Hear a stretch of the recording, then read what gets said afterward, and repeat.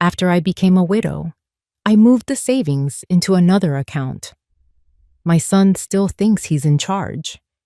Have you ever given so much of yourself that you forgot you existed?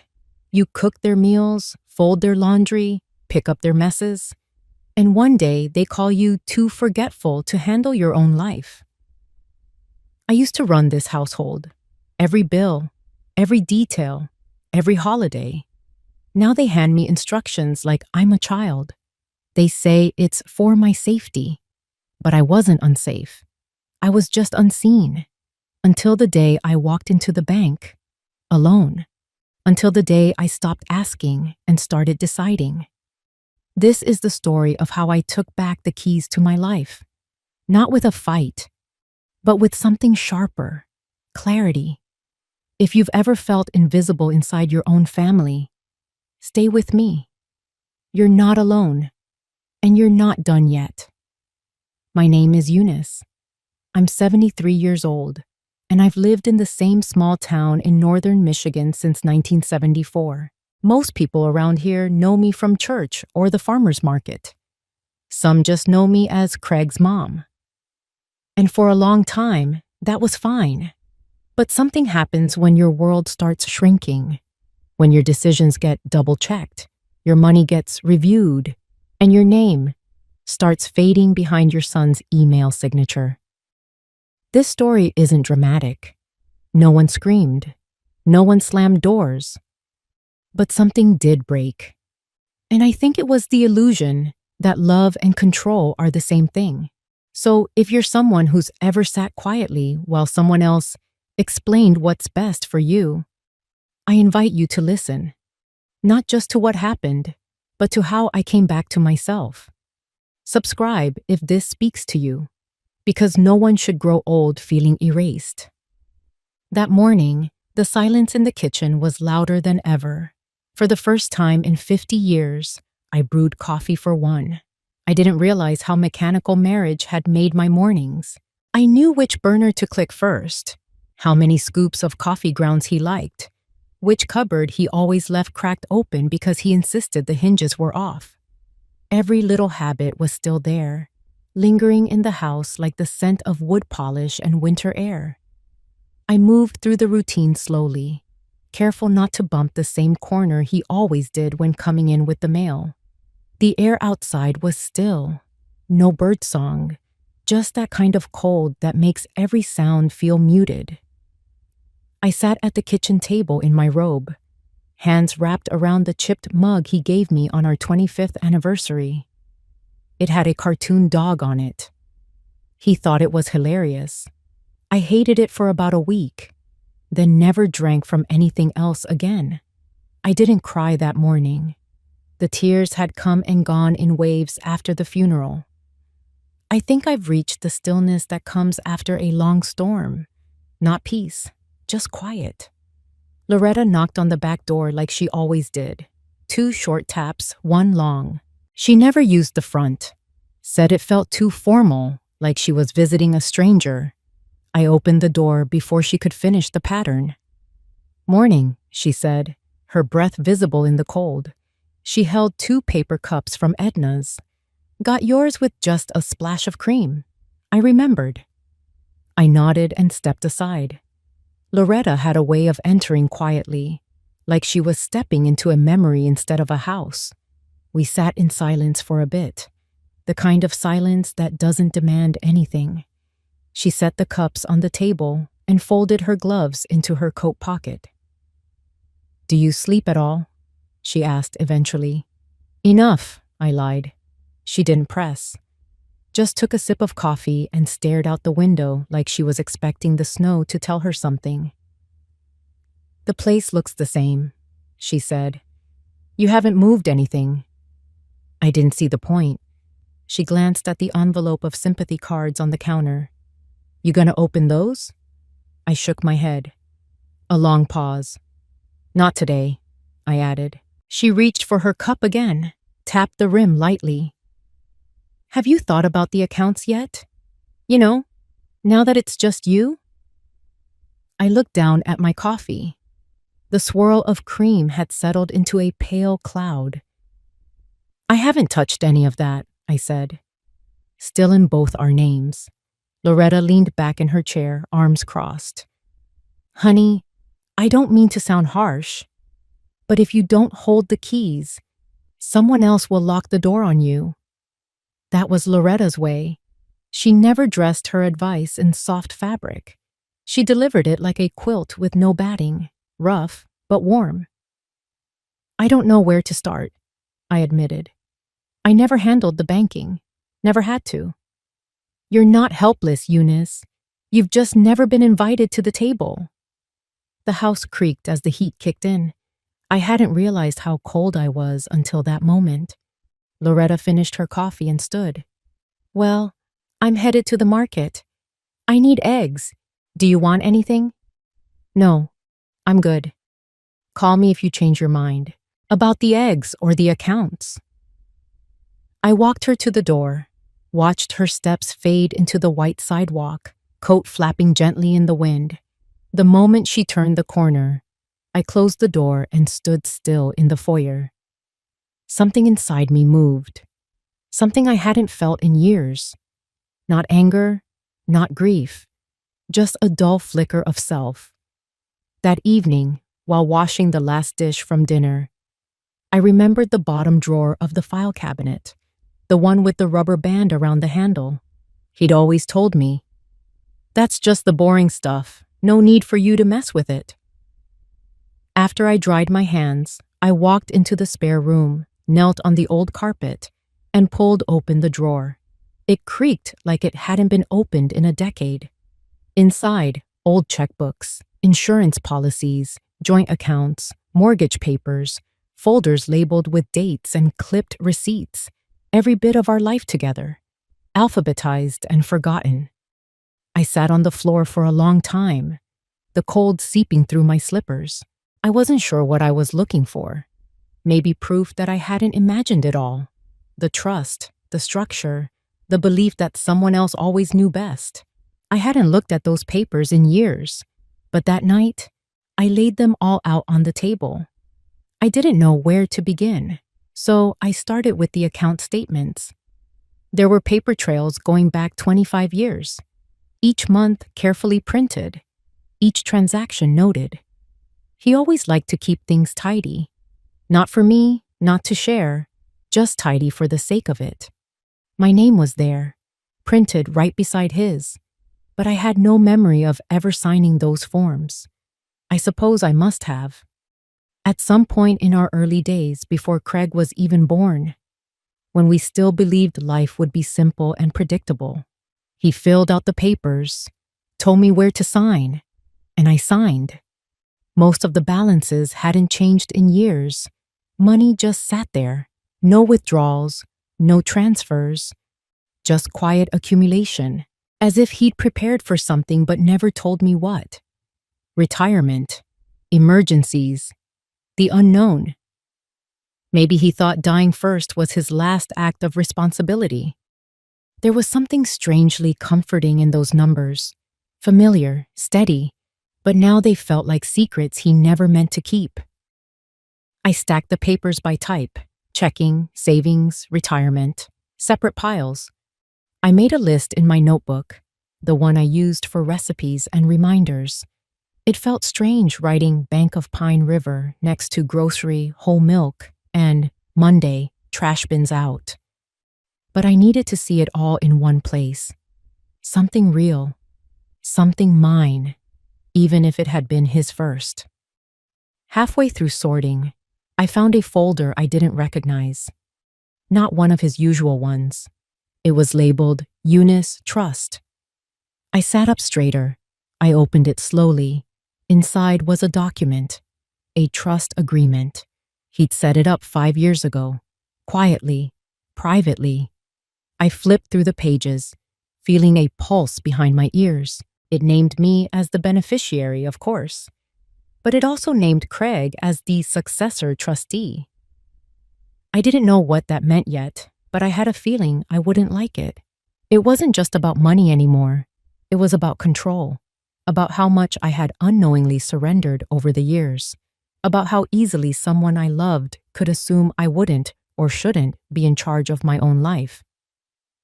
I closed the folder and rested my hand on it. I thought about Craig. Not cruel, not heartless, just certain. Certain that he was supposed to lead. Certain that I was meant to follow. That's what scared me more than anything. Not that he wanted to take over, but he thought it was already done. Later that night, I made myself a cup of tea and stood at the back window. The snow was falling again, soft and quiet, the kind that made the whole town hush. Craig had called the day before, left a voicemail. "Hey, Mom, I'll come by Sunday. We can go over everything. Bank stuff, house title, maybe talk about selling the side lot. It's probably too much for you now." He said it kindly, like he always did, like a son who thinks he's doing the right thing. I didn't call back. I remembered what Loretta had said. "You're not helpless. You've just never been invited to the table." And I realized she was right. I hadn't been invited. But maybe it was time I pulled up a chair anyway. That thought stuck with me as I cleared the table, stacked the documents, and placed the trust folder back into the drawer. This time on top, not hidden. I washed the mug with the cartoon dog, dried it carefully, and placed it back in the cabinet facing forward. I hadn't looked at those papers in years, but that night, I laid them all out on the table. I sat there a long time after the table was covered in paper. It was a strange thing, looking at the architecture of a life. Not the people, not the photographs, not the memories, but the infrastructure. The ledgers, the numbers, the notations written in margins, the little reminders he left himself. Transfer $200 for propane. Don't forget the December CD. He'd written in blue ink, always in all caps. I used to tease him for that. Said it looked like he was shouting at the bank. He'd grin and say, "Well, sometimes you have to." Now the handwriting felt like a fingerprint pressed into every sheet. It was oddly tender, strangely intimate. I traced one of the notes with my finger and wondered if he ever imagined I'd be reading them alone. The furnace kicked on again. That old rattle. The same one that drove him nuts every winter and he never got around to fixing. I thought of the hundreds of things like that. Tiny chores, unfinished, unnoticed, yet somehow holding up the rhythm of our days. I got up and turned on the radio. Static. Then the familiar voice of the late-night host from the AM station out of Allentown. He was talking about snowfall levels and how early the river was freezing this year. I let him talk, just for the comfort of another voice in the room. I wasn't ready for quiet again. There was still so much I didn't know. About accounts, about legal forms, about what any of it meant. But I didn't feel afraid, just unfinished. Like I'd walked into a room that had been locked for years, and now I was finally flicking on the lights. I folded the papers neatly, grouping them by type, then put them back in their folders. I wrote myself a short list. Learn what trustee means. Call Loretta. Refill coffee filters. I wasn't making a plan yet, but I was preparing to. That mattered. Craig brought his laptop over like it was a briefcase full of solutions. All I brought was banana bread. He called it a check-in visit, like I was a client and he was managing something official. Tina was with him, of course. She always came when he asked, but I never quite knew if she wanted to. Her coat was still buttoned when she sat down on the edge of the couch. I had set out plates and napkins, made coffee just the way they liked it. His black, hers with a teaspoon of sugar. The banana bread was a little overbaked on the edges, but it was still warm. I didn't offer advice or ask questions. I just placed the plate between them and said, "Still your favorite, right?" Craig didn't touch it. He had already opened his laptop before he'd even unzipped his coat. The screen cast a cold blue glow over the living room. The gas heater ticked behind us, trying its best to keep the cold out. So, he said, fingers tapping the trackpad. I put together a rough plan. Nothing complicated. Just some basics to get ahead of everything. His voice had that steady cadence people use in meetings when they think they're the smartest in the room. I nodded. Just once.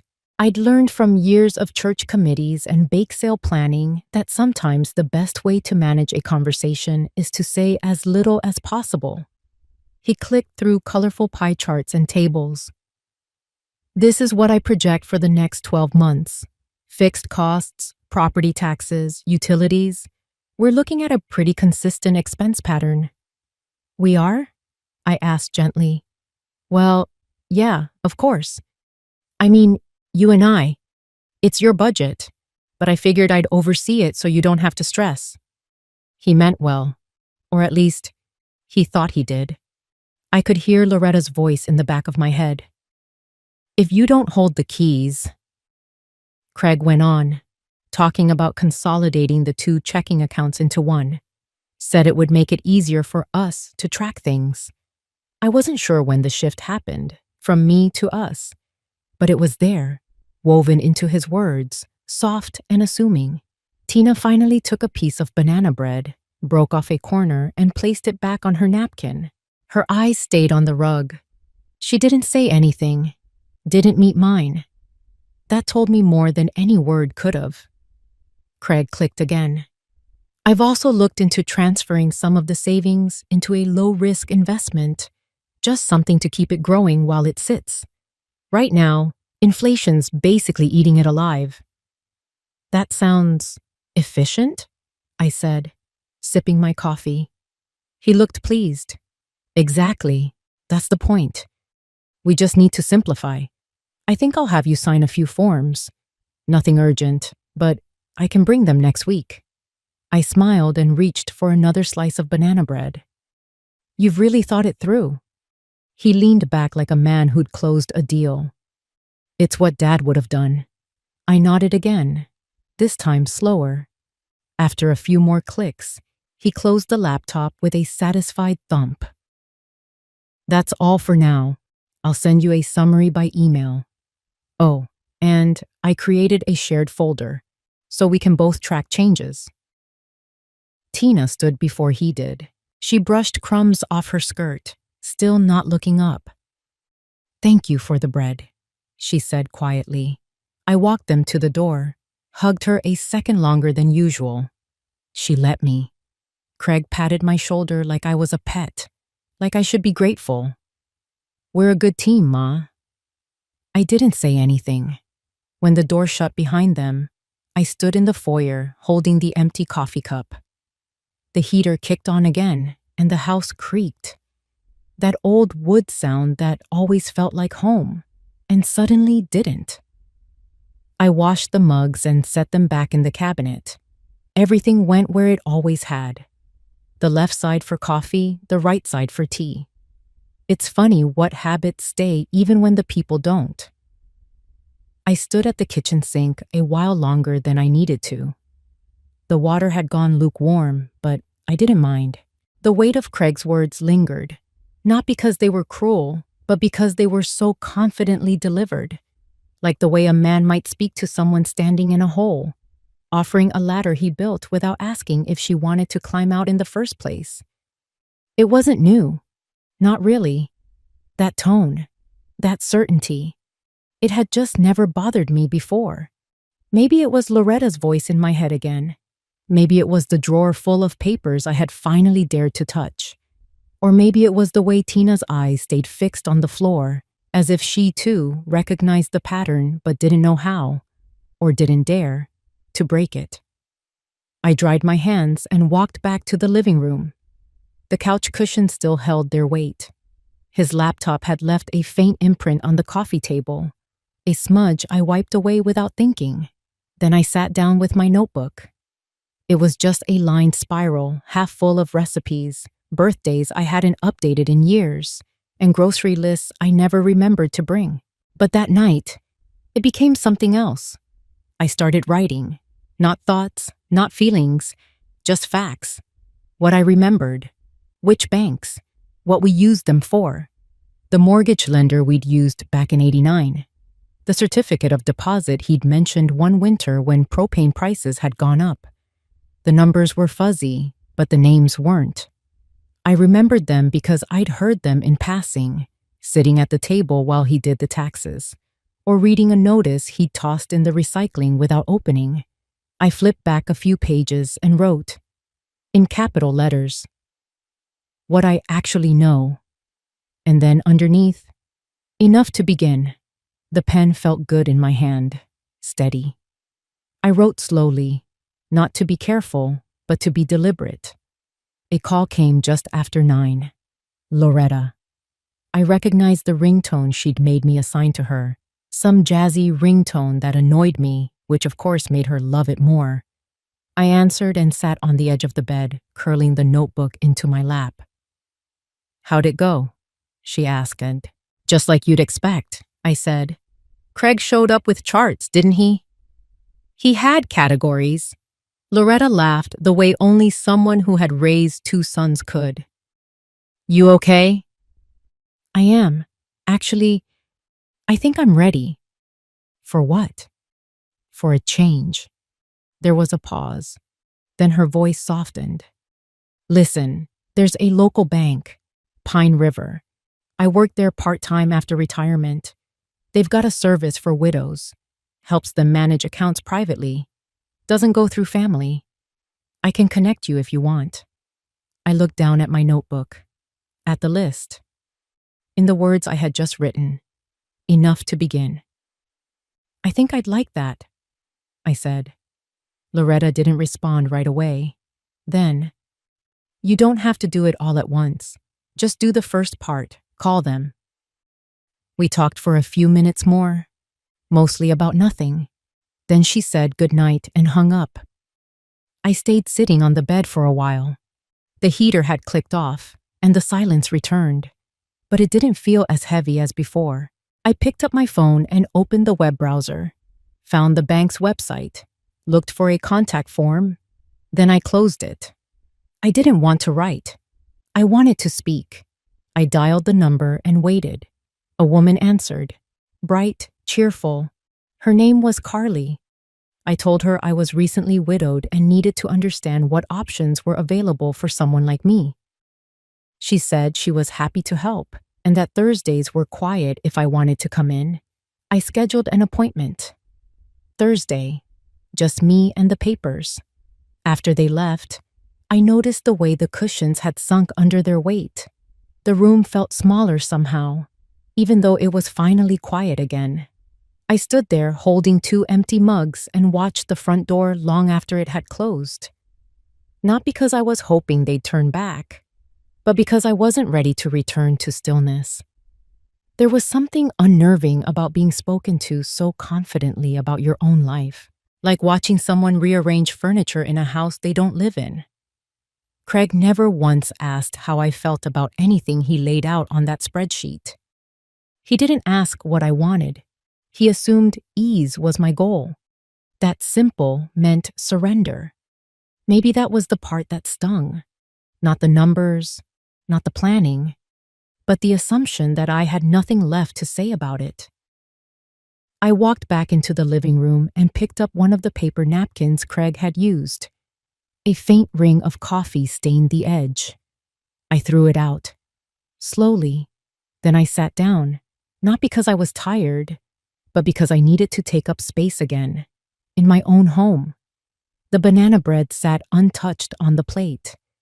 I cut a slice for myself and ate it slowly, not out of hunger, but out of something else, something closer to reclaiming. Years ago, when Craig was still in high school, I remembered baking that same bread after his first heartbreak. He'd come home, dropped his backpack by the door, and said nothing for hours. I left a slice in the microwave for him. No note, no lecture, just warmth. That's what mothers do. Now, he sat in the same house, a grown man, telling me where my money should go as if warmth no longer mattered, only structure. That wasn't his fault entirely.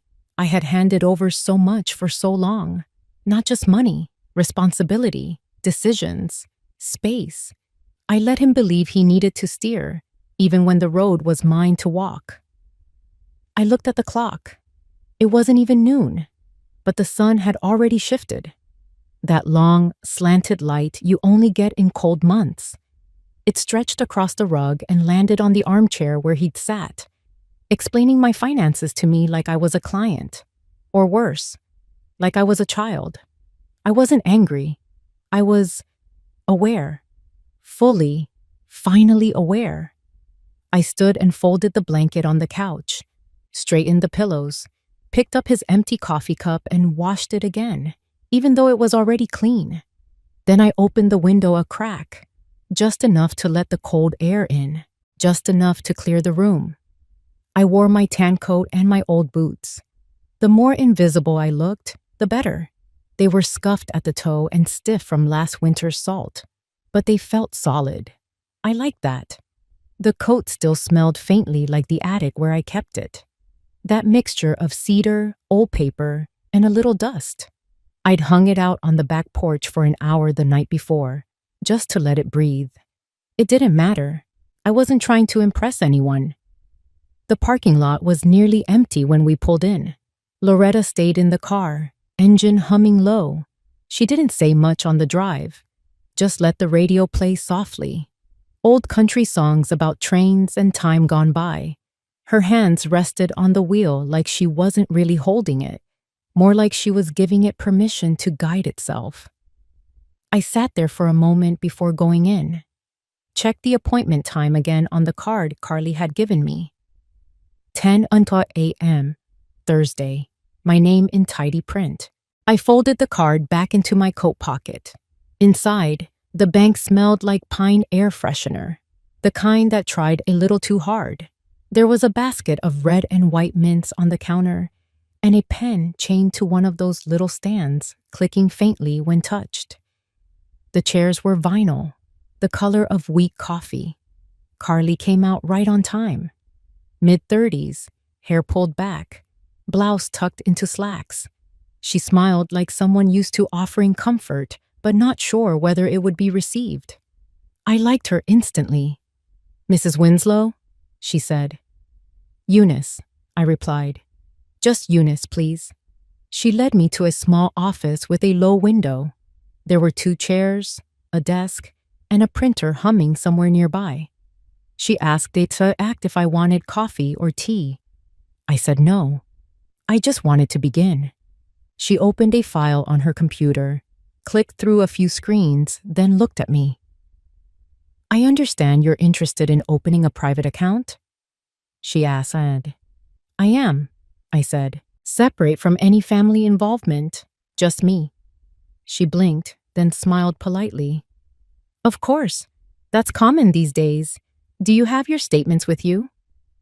I handed her the folder I'd prepared. It wasn't fancy, just copies of the most recent account balances, a few printouts I'd made at the library, and the notes I'd scribbled into the margins the night before. She leafed through them with a little furrow in her brow, not confused, just surprised. "You're very organized." I didn't answer that. I'd never considered myself organized, just careful. There's a difference. We reviewed each account one by one. I told her what I knew, what I wasn't sure of, and what I wanted. I said it plainly, like laying out grocery items on a belt. No apologies, no explanations, just facts. She nodded after everything I said, typing quickly. When she reached the end of my notes, she paused. "Would you like to move all of these today?" "Yes," I said. "All right," she said, smiling again. "That's very doable."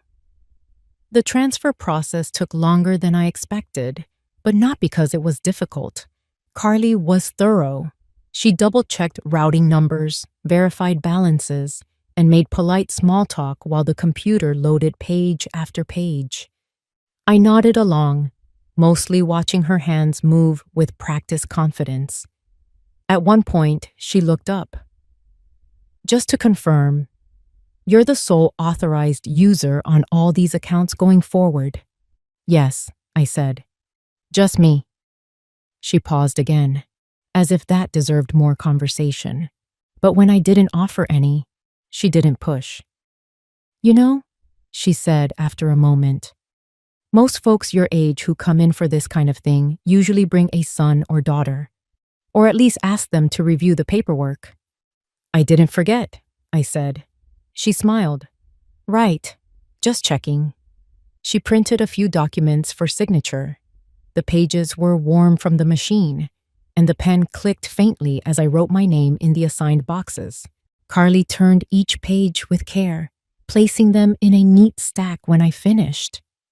That's it, she said. You're all set. The new account is active. The transfers are in process. You'll get confirmation by mail. I nodded. Do you want a temporary debit card? She asked. No rush, I said. I'm used to cash. I just wanted things clear. They are, she said, handing me the last form. You've got a very clean setup now. We stood. I reached into the peppermint bowl on her desk and took one, just to have something in my hand. Thank you, Carly. My pleasure, she said. Really. Outside, the clouds had settled low over Pine River, the sky the color of pewter. Loretta was still waiting in the Buick, one hand on the wheel, the other wrapped around a styrofoam cup. She didn't roll down the window, just looked at me and raised her brows. I got in, peppermint still in my mouth, the paper crinkling in my pocket. Well, she asked. I did it, I said. She nodded once, like that was enough. Halfway down Main Street, she asked, Were you scared? I looked out the window as the town passed by in slow motion. The diner with its chipped awning, the gas station with flags fluttering in the wind, the pharmacy that always seemed to change ownership but never its beige sign. I was, I said. But not anymore. When I got home, the light in the kitchen had gone gray. I made tea without turning on the overheads, just a little counter lamp. Something about soft light made the quiet feel kinder. I sat with my cup, slowly unwinding the peppermint into a napkin. My phone buzzed on the table. A message from Craig. Hey, Mom, we should talk more about the land titles. Let's meet soon. He doesn't know what's changed. I sat at the kitchen table long after the tea had gone cold. Not because I had anything more to plan. I didn't. Everything that needed doing was done. The folders were back in the drawer. The papers were signed. My name alone was now enough. But even with the practical matters settled, something else had started moving inside me. Slow and unfamiliar. It wasn't a relief, not exactly. And not pride either. It was quieter than that, like a lamp that had been turned on in a far room of a house I'd forgotten I owned. I thought about the first time Craig ever filled out a check for me. I'd just come home from the hospital. He was 12. I had a cast on my leg and painkillers that made everything a little foggy. He sat with my checkbook open on his lap, tongue sticking out the corner of his mouth while he copied my handwriting, careful and small. Back then, it felt like trust. It felt like help. But help has a way of staying too long at the table. Now I was the one watching the numbers. I knew what my heating bill ran in January. I knew the tax line on my retirement statement. Maybe I couldn't talk in spreadsheets the way Craig did, but I'd learned to read between the lines. Outside, the mail truck drove past and paused at the end of the block. I watched it through the window, letting my eyes blur until the red, white, blue colors became one soft stripe.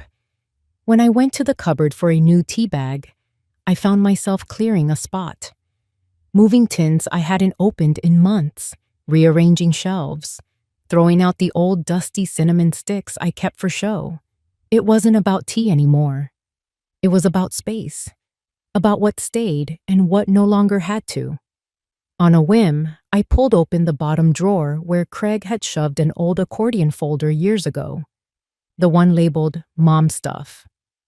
Inside were expired warranties, instruction booklets for appliances I no longer owned, and a handwritten budget he'd made when Martin was still alive, color-coded with projected expenses, and a note in the margin. Let's simplify. I smiled without warmth. It had always been about simplifying, for him. I set the folder on the counter and opened the trash bin, then paused. Not because I had doubts, but because I realized something. Letting go of someone else's version of help doesn't have to be loud. I closed the folder again, not with hesitation, but with intent, and slipped it onto the very back shelf of the hall closet. Out of sight, out of reach, where it belonged. That night, before bed, I added one more line to my notebook. Tomorrow, clean out the top drawer in the bedroom. Not because it needed it, but because I did. Craig showed up with a folder and a plan. I already had one too, just better hidden. He walked in like he always did, wiping his feet on the mat, but never asking if it was a good time. Tina followed behind him, arms crossed, eyes darting around like she wasn't sure if she wanted to be here. I'd set the table with a plate of oatmeal cookies and a pot of tea. It wasn't a special occasion, but I'd been raised to receive guests with something warm. Even when the guests came with spreadsheets, Craig put the folder down like it was a binder of gospel truth, manila, thick with dividers. So, I've been thinking more about the land, he said, pulling out a color-coded map. You're sitting on a lot of value here, Mom, and if we act before next quarter, there's potential for some serious return. He didn't even glance at the pot roast dish in the sink, the tea kettle on the stove, the smell still lingering like it might try to soften something. I looked into a couple firms who specialize in rural parcels. They'd handle everything, clean sale, no stress. We'd retain a portion, of course, but funnel the rest into a structured trust. That way, you don't have to worry about taxes or management. I nodded slowly, like someone being walked through the benefits of a timeshare. That's a lot to take in, I said. He opened another page, showing bar charts. You don't need to worry about all the mechanics, Mom. I'd manage the logistics. Tina and I already talked about streamlining the process. I turned to Tina. She looked down at her lap. Would you like some tea? I asked, and please, she said, her voice barely more than a whisper. Craig didn't want tea. He wanted control. But I poured him a cup anyway. I sat down across from him and folded my hands. Let him keep talking. He had more charts, more projections, more words like liquidate and equity and leveraging current momentum. I let him go on. You see, he said, this isn't just about money. It's about peace of mind. For you, for us. It's about responsible planning. I nodded again, then stood up. Let me show you something, I said. I walked to the kitchen counter where the manila envelope waited, tucked neatly beside the kettle. Not hidden, just uninvited. I picked it up, held it without speaking for a moment. When I returned to the table, I placed it in front of him. He looked at it like it might contain old photos or a recipe. Something benign. What's this? He asked. Documents, I said. Updated ones. He opened the flap and pulled out the first page. Then another. I didn't speak. I watched his eyes scan the headings. Property deeds. Account changes. Everything now listed under my name only. No joint oversight. No co-signatures. He blinked. When did this happen? Last week, I said. I thought it was time I learned how to stand on my own feet again. He didn't respond right away. He set the papers down and reached for his tea, then changed his mind and folded his hands instead. Tina looked at me for the first time since arriving. Her face didn't show shock, more like something else. Curiosity, maybe, or the slow realization that something had shifted. Craig cleared his throat. I didn't realize. I thought we were working on this together. I smiled gently, not to soften the moment, but to hold it steady. I know. That's what made it easy for you to miss what was changing. He nodded slowly, lips pressed together, unsure of his next move. He tapped one finger against the folder, like he was trying to summon the right sentence. I knew that look. Martin had it too, when something didn't go the way he'd mapped out on paper. I guess I just thought, Craig began, then trailed off.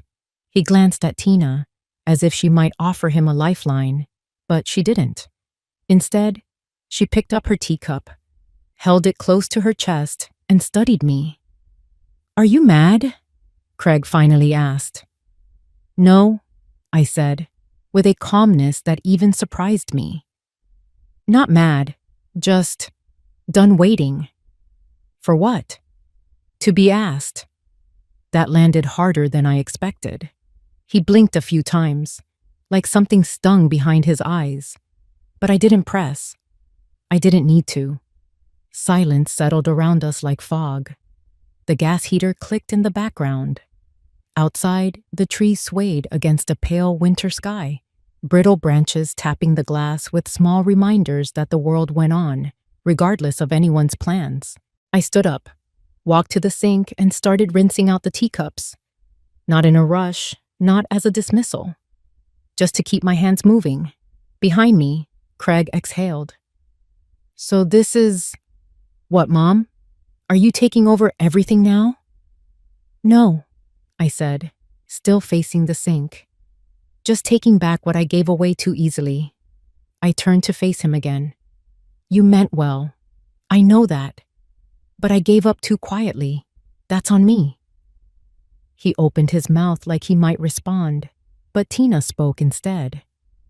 I think it's brave, she said softly. Her voice wavered but didn't break. Doing this, it takes guts. Craig looked over at her, startled, but said nothing. The kitchen smelled of cinnamon and steam. The pot roast lingered, not strong, just enough to remind us of comfort, of effort made without reward. I dried the cups and returned them to their hooks. Craig stood, folder in hand, still unsure of how to leave this version of the room. The version where I wasn't looking to him for instructions.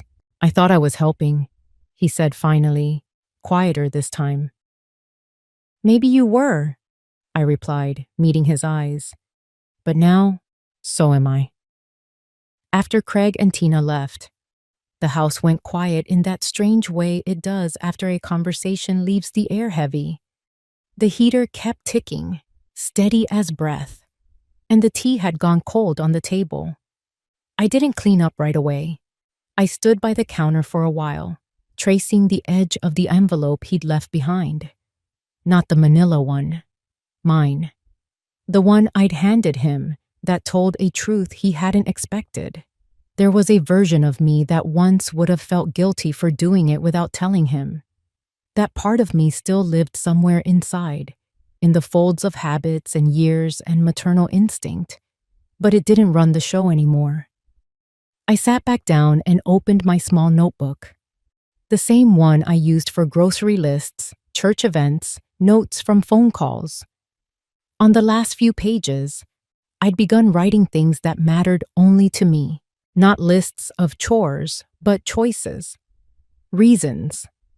Reminders that my life still had direction, even if it didn't orbit around someone else's decisions. I wrote down something Loretta once said that hadn't hit me until today. You don't have to make a scene to make a move. I'd made a move today, and it felt like enough. No fireworks, no shouting, just truth, placed gently on the table between cookies and silence. Later, as the sun slipped down behind the garage and the walls turned amber with dusk, I warmed the leftover pot roast and sat at the table alone. I didn't feel lonely. For the first time in a long while, the quiet didn't feel like absence. It felt like space, like a room I could finally stand in without shrinking. I thought about Tina more than Craig. The way she looked at me before she left. Not pity, not surprise. Something closer to respect. It had caught me off guard. Maybe she'd been waiting too, in her own way, for someone to stand up to him. Or maybe she just needed to see what quiet strength looked like when it finally stopped asking permission. I didn't know. But I knew this. When Craig walked out of this house today, he wasn't the only one carrying a plan. There's a difference between being quiet and being blind. I was never blind. The house made all its usual nighttime sounds, the heater clicking on, the hum of the fridge, a soft creak in the hallway I'd never bothered to fix. I sat up in bed, propped by 2 pillows, with my little notebook open in my lap. The lamp on my nightstand gave off a warm yellow light, the kind that made shadows soft and time feel slower. Outside, the window panes were laced with frost. It would be another cold morning. I should have pulled the heavier quilt down from the closet, but I liked the weight of the one I had. It was the same one Martin and I bought on a trip to Ashland years ago. One of those fall getaways where we didn't really talk about anything deep, just shared meals and walked antique shops like we didn't have bigger things waiting at home. I flipped back through some pages in my notebook. Most were grocery lists, thoughts I'd written while the news played low in the background. But near the middle were pieces from after Martin died, little fragments of thought I'd scribbled down in those early quiet weeks when I wasn't sure what was mine anymore. One entry caught my eye. It was dated 2 months after his funeral. Craig wants to handle the bills. He says it's easier this way. Maybe it is. Maybe I don't want to think. I remember writing that. I remember how tired I felt all the time. Back then, handing things over felt like relief. But it wasn't the first time I'd done it. Martin used to say I didn't need to work. What would be the point? He'd ask, pouring coffee and reading headlines.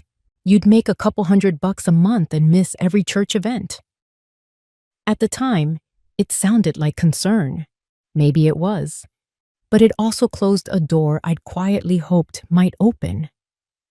There was a boutique on Main that offered me part-time hours once, just a few afternoons a week. I was excited, really excited. But Martin smiled and said, "Don't be silly. We're doing fine." I didn't argue. I just called and said thank you, but no. I folded that want into a corner of myself and kept moving. That's what you do when you're trying to be at peace in someone else's day. But silence isn't the same as peace. I see that now. I reached for the mug on my nightstand. The tea had gone lukewarm, but it still tasted of chamomile and honey, comforting in a way I didn't realize I still needed. My phone buzzed softly beside the lamp. A text from Loretta. "Still awake? I just remembered something. Call if you're up." I dialed without thinking. She picked up on the first ring. "Did I wake you?" I asked. "No," she said. "I was watching some old movie on the Hallmark Channel. You know how they are. Same plot, different town." I smiled. "Background noise." "Exactly." A pause. "Are you doing all right?"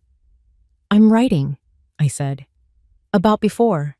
About the times I said yes when I meant no." "Ah," Loretta murmured. "That's a lot of years." "It is."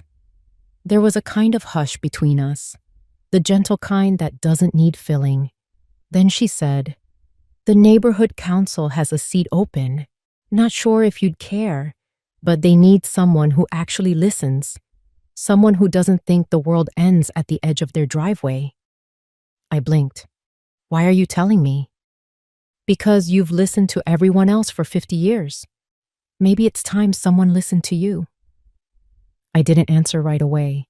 My fingers traced the edge of the notebook page. I'd just written. That wasn't a weakness. That was love. But love doesn't mean silence forever. Loretta didn't push. She never did. "Just think about it," she added. Good night, Eunice. Good night. I sat there a while longer, the phone back on the nightstand, the tea now cold. Then I looked out through the frosted window and said aloud, to no one in particular, maybe I would. I leaned back against the pillows and closed the notebook, letting my hands rest on top of it. My fingers were still warm from holding the mug, and the weight of the leather cover felt familiar, like something I should have held onto a long time ago. It's strange how many things we let slide, thinking they're small.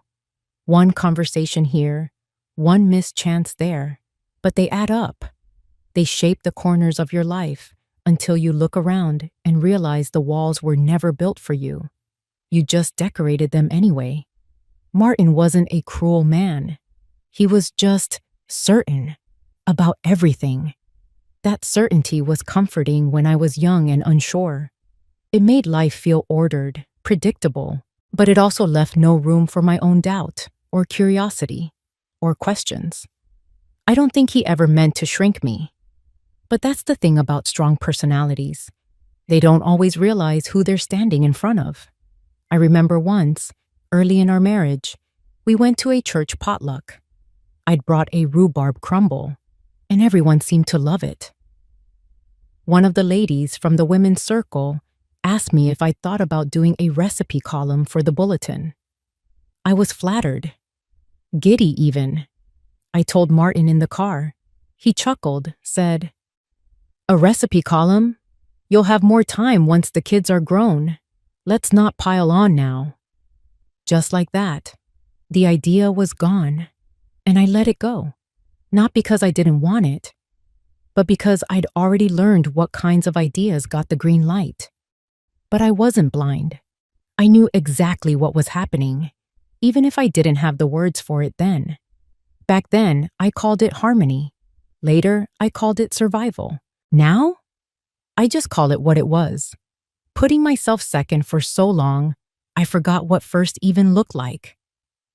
I got up to refill my tea. The kitchen was cold, quiet. I didn't bother turning on the overhead light, just the small one over the stove. It cast a gentle glow on the counter where the day's mail still sat. I sorted through it absent-mindedly, but my thoughts stayed elsewhere. I thought of Craig and his folder, his perfect spreadsheets, and how he'd looked at me the other day, confused, like he was seeing me for the first time. Maybe he was. And Tina, poor Tina. She hadn't said much, but I could tell she was listening. The way her eyes followed me when I walked out of the room. The way she held her purse close, like it gave her something to hold on to in the silence. I know that feeling. I brought the tea back to my room and settled again under the quilt. A few more lines made it into my notebook, half thoughts more than full sentences. Maybe I stopped dreaming before I meant to. Power isn't loud. I am still here. The bedside clock ticked softly. There's a kind of courage that doesn't show up in headlines or photo albums, the kind you build slowly, quietly, over years of choosing kindness when your throat burns to scream. That's what I had. That's what I still have. And now that I've remembered it, I'm not setting it down again. I used to think that aging meant softening, that somehow, with each year, the sharp edges would dull. The fears, the regrets, the buried things, until what was left was just peace. But I see now it's not about softening. It's about sharpening into yourself. Finally, all those years, I played the part, smiled at dinner tables, packed lunches with notes, turned the other cheek when I should have raised my voice. And I told myself that's what strong women do. They hold the line. They keep things together. But maybe strong women also leave the room when it no longer fits. Maybe they rewrite the rules when no one's looking.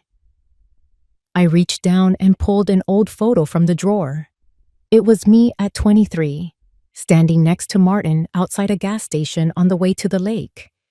He had his arm around me, and I was half smiling at something out of frame. It took me a moment to recognize myself. Not because I looked so different, though I did, but because I remembered exactly how I felt at that moment. Like a passenger, like someone waiting to be told what came next. I touched the edge of the photo. She was brave in her own way, brave enough to love, to raise a family, to make a life out of what she had. But I wished I could have told her what I know now, that she didn't have to ask permission to be whole. Outside, the wind had picked up. The branches tapped lightly against the window pane. Somewhere in the distance, I heard a car pass, its tires hushing along the wet road. I thought of Loretta's voice on the phone earlier. "They're looking for someone like you." And how easily I'd laughed it off at first. But even now, that line kept humming underneath everything. Someone like me. Someone who's seen things come and go. Someone who knows what it means to stay quiet for too long. Someone who might finally be ready to speak. I looked around my bedroom, not just as the place I ended each day, but as the space where I'd begun to return to myself. The light from the lamp was soft. My tea had gone cold again. Maybe I would say yes. Maybe I already had, in the quiet. They thought I just came to listen. Turns out, I came to speak. The chairs in Cedar Hollow's community hall were still the folding kind that pinched your legs if you sat wrong. I picked one close to the back at first. Habit more than preference. Old instincts. The kind you don't notice until you try doing something different. I was wearing my soft gray sweater, the one with the pearly buttons that Martin never liked much. Said it made me look too serious. I'd put on lipstick too. Not red. Just enough to say I hadn't faded yet. Loretta was already there when I arrived. She'd saved me a seat near the front, patting the chair beside her like a sister in church. I hesitated only a second before walking down the aisle, past a dozen casual smiles and quiet nods from people who, for years, hadn't known more about me than my banana bread and Christmas cards. They smiled the way small-town folks do when they can't decide if something's changed or if it's always been this way and they're just now noticing. The meeting opened with the usual business: streetlight repairs, lawn complaints, a bake sale that needed volunteers. The woman chairing the meeting, Linda something I think, cleared her throat and said there was still an open seat on the neighborhood council. "If anyone's interested," she added, looking around like she didn't expect any hands. I raised mine. The silence that followed was polite, not stunned. A pause long enough for people to adjust. Then Linda nodded, smiled a little. "Mrs. Rollins?" "Yes," I said. I stood. My knees were steady, my voice too. "I'd like to be considered for the seat." Somewhere behind me, a styrofoam cup squeaked in someone's grip. Linda gestured toward the front. "Would you like to say a few words?" I walked up there without a paper, without a plan, and without the tremble I used to carry when I had to speak in front of people. I just looked at the faces, some familiar, some not, and let the words find their way. "I used to think I didn't have much to offer," I began, not because anyone told me that outright, but because it's easy to think that when your work isn't the kind people put plaques on. A few heads nodded. I was a wife, a mother. I kept a home. I clipped coupons and made do. I listened a lot. To neighbors, to family, to the space between arguments. I paused, not for drama, just to breathe. "And it turns out," I said, "that a lifetime of listening adds up. It teaches you where things crack and where they hold. And maybe that counts for something." When I sat down, Loretta reached over and gave my hand a quick squeeze. She didn't say a word, and she didn't need to. The vote was a show of hands. Almost everyone raised theirs. Someone clapped first, then another. Then the room filled with the kind of gentle applause that feels less like celebration and more like agreement. Like people saying, "Yes, this makes sense. I felt it in my chest more than in my ears. Afterward, there was instant coffee in a big metal urn that tasted like burnt beans and memories. Loretta and I stood by the bulletin board, sipping slowly, watching the crowd thin. Someone had posted a flyer for a lost cat, another for a quilting class. There was a notice about pothole repairs and a yellowed announcement from last spring that no one had taken down. "I think you found your lane," Loretta said, not looking at me. "I think maybe I did," I said. And I meant it. We didn't linger. Outside, the air was sharp enough to bite. I pulled my coat tighter, fingers brushing over the keys in my pocket. Real and otherwise. The wind had picked up since we'd gone inside. Leaves rattled against the pavement like they couldn't settle. Loretta offered me a ride home, but I told her I wanted to walk a bit. Let the air work on me. She didn't argue, just nodded and said, "You know where I am." The walk back was only 10 minutes, but it took longer. My boots scuffed the sidewalk in slow rhythm. Streetlights buzzed above me, and every porch I passed seemed to hum with some small, warm domestic life. A television glow here, a dog barking there. I didn't feel outside of it. Not anymore. When I got home, the house greeted me with its usual quiet. No beeping alarms, no recorded messages blinking red. Just the familiar click of the lock, the low sigh of settling walls. I turned the lamp on in the living room, the one with the needlepoint shade Martin had always hated, and hung up my coat. The manila folder was still where I'd left it that morning, next to the teapot. I didn't touch it. I didn't need to. Everything inside was already done. The transfers, the titles, the signatures, all legal, all mine. I brewed a small pot of chamomile tea and brought it into the den, where the old recliner waited like an old friend who didn't need explanations. I sat, let the warmth of the mug soak into my palms. For the first time in months, I felt something settle inside me that wasn't fear or worry or calculation. Then the email came. My laptop made that little chime it does when something new arrives. I hadn't been expecting anything, and for a second I debated ignoring it. But old habits, the kind that check in, check up, double check, die slower than pride. It was from Craig. The subject line was simple. "Sorry." I opened it. "Mom, I've been thinking a lot. I didn't realize how much you were holding up. For all of us. I know I came in swinging, trying to help and manage things. But the truth is, I wasn't seeing you. I get it now. At least I'm starting to. You always made things look easy, and I mistook that for simple. But it's not. It never was. I'm sorry. Love, Craig." I read it twice. Not because I didn't believe it, but because some part of me needed to feel the words settle. They didn't undo anything. They didn't excuse the months, the years of decisions made around me, not with me. But they were something. And sometimes, something is enough to start again. I didn't reply right away. I closed the laptop softly, as if the silence that followed was worth keeping intact a bit longer. I let the moment be what it was.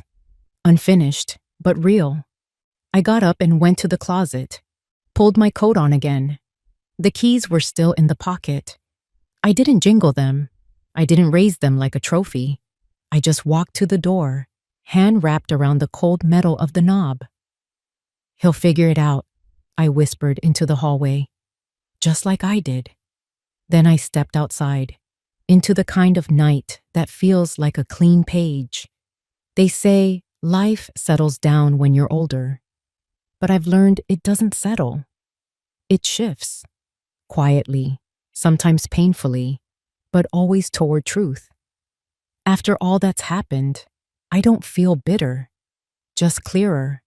I still bake on Sundays. I still keep extra creamer for when Tina visits. But now, I sit at the head of my own table, not waiting to be asked, not hoping to be heard. I make decisions, not excuses. It took me decades to understand this.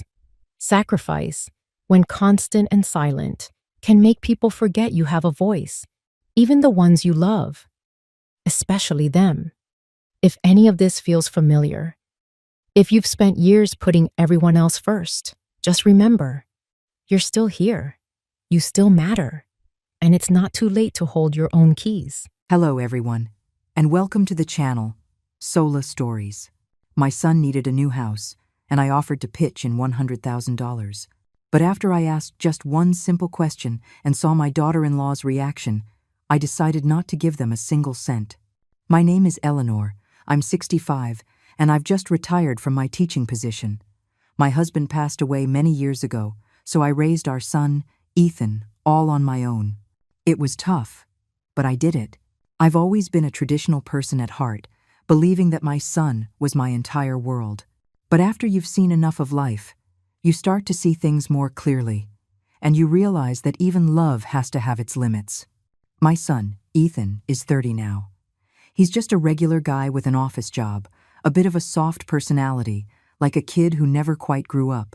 He's especially a pushover when it comes to his wife, Clara. If Clara tells him to go east, he wouldn't dare go west. My daughter-in-law, Clara, is 28. She's sharp and attractive, with a mind that's always working. Maybe a little too sharp. She has a calculating air about her.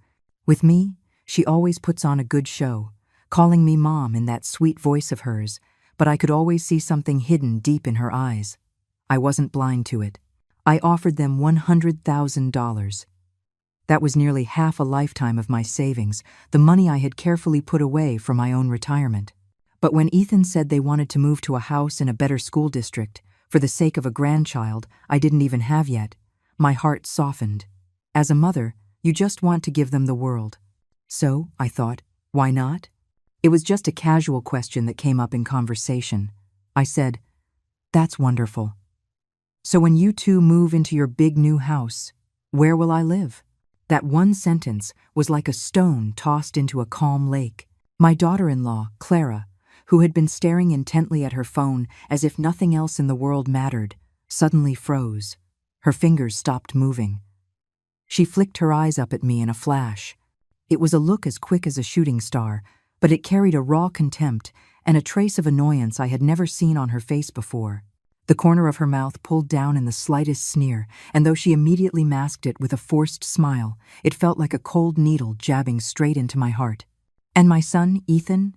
He looked like a child who'd just been caught doing something wrong. His eyes darted around nervously, looking at the ceiling, at the corner of the table, anywhere but at me. He mumbled, "Mom, well, we can talk about that later." His voice trailed off, filled with guilt. My heart sank. A chill crept up my spine. I didn't press the issue. Some questions, if you push them too far, just end up tearing everything apart, and no one comes out looking good. I forced a smile, picked up the cup of tea I had barely touched, and blew on it gently. "Oh, listen to me," I said. "My memory is getting so bad. I don't think I have enough in that account anyway. I have a CD that hasn't matured yet. I'll need to go to the bank and sort it out." I stood up, casually grabbing my coat from the back of the chair. As I stepped outside, a cold wind hit me, and I shivered. But my mind was crystal clear. There was a bank right at the entrance of my neighborhood. Instead of going home, I turned and walked straight toward its brightly lit sign. I had to report the card as lost. Immediately, that bank card held $100,000. Some things, even when you see the truth, you don't say out loud. But you have to be smart. And some things, you just have to do. I wanted to see, without my $100,000, how they planned to continue this little performance they were putting on, all for the sake of their future child. That weekend, the sunlight streamed lazily through my windows, but it couldn't chase away the gloom in my heart. The doorbell suddenly rang, a series of quick, excited presses. I opened the door to find Ethan and Clara, their arms loaded with shopping bags, their faces plastered with smiles. "Mom," Clara's voice was an octave higher than usual, sickeningly sweet. "We came to see you." She turned to the side to show me a fancy paper bag in her hand. "We know you get cold easily, So I bought you a cashmere sweater. It's a brand name. Try it on and see if you like it." Ethan chimed in. "Yeah, Mom, it's getting cold. You should dress warmer." I thought to myself, what is going on here? My daughter-in-law, who usually had to be begged to visit, was now showing up at my door with designer gifts. Something wasn't right. It felt like a trap. I took the cashmere sweater. The fabric was soft, yes, but it lacked the rich, dense feel of real cashmere. The tag was even sewn on a little crookedly. I didn't say anything, just smiled and invited them in. The moment she stepped inside, Clara was a whirlwind of activity. One minute she was pouring me a glass of water, the next she was complimenting how great I looked. Her words were coated in honey, calling me Mom every other second. Her attentiveness made me uncomfortable, as if I wasn't her mother-in-law but some distinguished guest she had to wait on hand and foot. I had already prepared lunch, all of Ethan's favorite dishes. The atmosphere at the dinner table was a bit heavy with unspoken tension. Ethan was the first to speak. He put down his chopsticks, cleared his throat, and began cautiously. "Mom, you know, the apartment we're in now is a little small, and it's a long commute to work." He paused, as if trying to find the right words, or maybe waiting for a cue. Clara seamlessly picked up where he left off. "Yes, Mom, and the main thing is, Ethan's right. A little cramped is okay for now, but we have to think about the kids' schooling in the future. We've been looking at a few places, and there's this one house in a great school district." Her eyes lit up as she launched into a detailed description of the house's merits. "The location is perfect, right next to the city's top-rated elementary school, just a 5-minute walk. Think of how convenient that will be for dropping off and picking up the kids. Plus, it's a new development, so the neighborhood is beautiful, lots of trees and parks. And most importantly, the potential for appreciation is huge. Buying it is an investment in itself." After all that buildup, she finally got to the point. Clara's tone shifted, tinged with a perfectly measured amount of difficulty as she looked at me. "It's just, we're still a little short on the down payment." She paused, her eyes fixed on me, her voice becoming softer, almost like a little girl asking for a favor. "Mom, I was wondering if you could support us a little." It was as clear as day. They were after my nest egg. After my husband passed, I had scrimped and saved every penny. Between my salary, some government benefits, and the small pension he left behind, I had managed to put together about $125,000. This money was meant for my retirement, for any potential medical emergencies, so I wouldn't be a burden on my son and could live my final years with dignity. I never thought they'd come after it so soon. I took a sip of tea, hiding my emotions, and looked at Ethan calmly. "How much are you short?" I asked. Ethan instinctively glanced at Clara. After she gave a nearly imperceptible nod, he held up 4 fingers, his voice weak. Not that much. Just 100,000. "Mom, don't worry," he added quickly. "We'll definitely pay you back. As soon as we're more comfortable financially, you'll be the first person we pay back." Yes. Clara jumped in, as if afraid I'd change my mind, her tone dripping with sincerity. "Mom, think of it as a loan from you to us. We can even write up a formal IOU. It's all for our future child. You know how important education is. We can't let our future grandchild fall behind before they even start. Once we get through this initial period, or once the house appreciates and we sell it, we'll pay you back immediately with interest." $100,000. It was the bulk of my retirement savings. They said it was a loan, but watching their coordinated performance, especially the way Ethan kept looking to his wife for approval, I knew this was like throwing good money after bad. It was gone for good. But those words, for our future grandchild, were like a magic spell. What grandmother could resist? I could almost see a chubby-cheeked little boy happily walking to school with his backpack on. He fell silent. $100,000 wasn't pocket change I could just hand over. It was the product of years of sacrifice, my security for old age, my defense against the uncertainties of the future. I looked at Ethan. He was my only son. I had never let him suffer. After his father died, I was both mother and father to him. I poured all my energy into him, hoping he would succeed, hoping he would have a good life. Now he was starting his own family, planning for the next generation. As his mother, how could I not support him? For that grandson, who didn't even exist yet, perhaps it was worth it. A mother's love can be so blind, so filled with a tragic sense of self-sacrifice. The scales in my heart finally tipped in my son's favor. I slowly nodded my head, my voice tinged with a weariness I couldn't hide. All right, for the child, Mom will help. The moment I nodded, Ethan's and Clara's eyes lit up. The joy on their faces was impossible to miss. They even exchanged a quick, triumphant glance. But as I watched their excitement, another worry began to creep into my mind. I paused, then continued. But you're moving into such a big house, in a nice area. It's going to be far from my old, small place. This building is old, there's no elevator, and I'm not getting any younger. My legs are getting weaker. Living all by myself? What if I get a headache or a fever in the middle of the night? There won't be anyone around to even get me a glass of water. My tone was neutral, as if I were simply stating facts, planning for the future. I paused again, my gaze sweeping over their faces. Then, very casually, as if it were just an afterthought, I asked, "That new place you're looking at, it's over 1,500 square feet, right? It should be pretty spacious. Is there, maybe, a small room for me? Where am I supposed to live? Raising children to provide for you in old age? Huh. Nowadays, people say you have to guard your nest egg from your own kids. It wasn't that I was truly afraid of being alone in my old age. I'd lived long enough to be more realistic than that. I just wanted to see if, in the beautiful future they were painting for themselves, there was any space left for their old mother, even just a tiny corner. The moment the words left my mouth, the air in the room seemed to freeze. Clara, who had been pretending to be engrossed in her phone, trying to appear detached from the serious talk, shot her head up with a reflex-like speed. Her movement was startlingly fast, and her eyes were like two bolts of cold lightning that flashed across my face. In that look, there was none of the respect or affection she usually faked. There was only something piercingly raw, a mixture of sheer disbelief, incredulity, and undisguised contempt and indifference.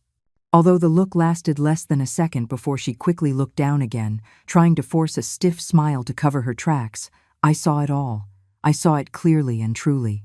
That expression, that look in her eyes, was like a silent scream. What? This old woman actually thinks she's going to move in with us? She should be grateful we're taking her money. How dare she ask for more? In that instant, I felt like a product on a shelf, priced and ready to be bought. They were already doing me a great honor by deigning to take my money, and here I was, audaciously asking about post-purchase services and retirement care. Clara's fleeting glance was colder than a Siberian winter, instantly extinguishing the small flame of warmth that a mother's love had kindled in my heart. Ethan was even less composed than Clara, or perhaps just worse at hiding his feelings. He was completely flustered, his face turning beet red. His eyes darted around, from me to a quick, fearful glance at Clara's tense profile. His lips moved a few times before he finally managed to stammer out a few words. "Mom, the new house, the layout, we'll figure it out later. Of course there will be a place for you." His voice grew quieter and quieter until the last few words were almost lost in his throat. He couldn't meet my gaze, and he definitely didn't dare to look at Clara, whose expression had visibly darkened. My heart felt as if it had been thrown into a frozen cavern, chilling me inch by inch until all that was left was a numb coldness. I understood. I finally understood completely. This $100,000 wasn't for some unborn grandchild. That was just a noble-sounding excuse, a moral lever to pry open my wallet. What they really wanted was the lump sum of cash that would allow them to effortlessly climb the social ladder. They were using the next generation as a banner to justify bleeding their own mother dry. As for me, the mother who had worked so hard to raise him, in their spacious, bright, multi-$100,000 new home, there probably wasn't even a spare closet for me. "You want my money? Fine. You want me to live with you? Not a chance."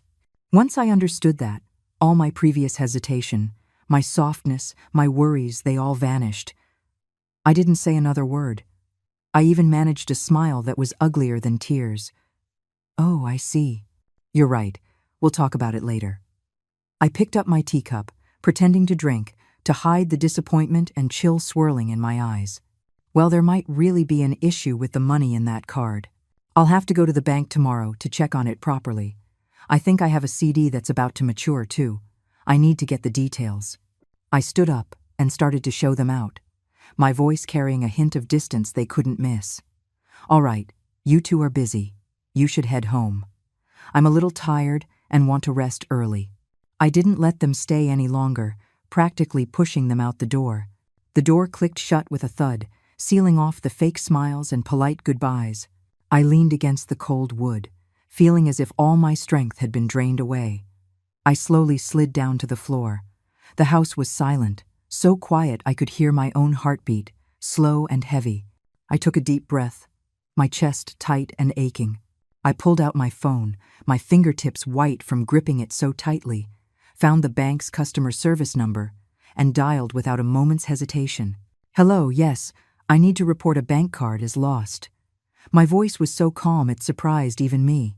There is no grief greater than a dead heart. Rely on them for my old age? Forget it.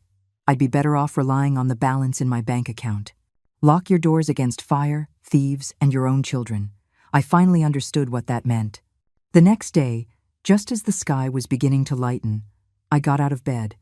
I looked in the mirror and saw my weary face and the dark circles under my eyes. I sighed.